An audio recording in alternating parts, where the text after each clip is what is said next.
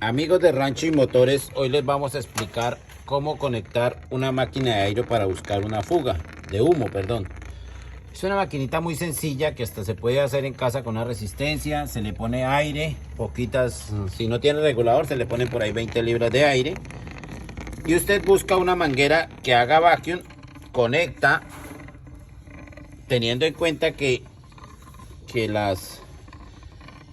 si hay salidas fuera de lo que usted está buscando, tiene que cerrarlas para que no lo confunda. Ahí ya él comenzará a buscar por dónde sale humo, y por donde usted vea que sale humo, ahí va a estar el problema del carro.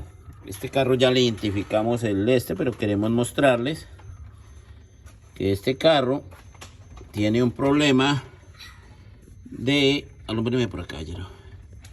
Vean. Este carro tiene un problema en este sector de aquí, que es el intake. Entonces sale el humo por el intake y viene a dar acá.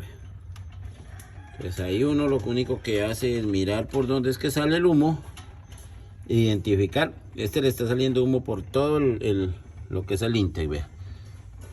Entonces tenemos que quitar el intake y mirar los empaques, a ver si es que están malos. En este momento son los empaques, pero esa es la forma de utilizar una máquina de humo y son muy baratas y muy útiles. Si este video le sirvió, compártalo, regálenos un like. A usted no le vale nada, a nosotros sí nos colabora mucho, y así es como uno encuentra las cosas fácil y sencillas. Esta maquinita no vale más de $15 y sirve muchísimo. Buen día y muchas gracias.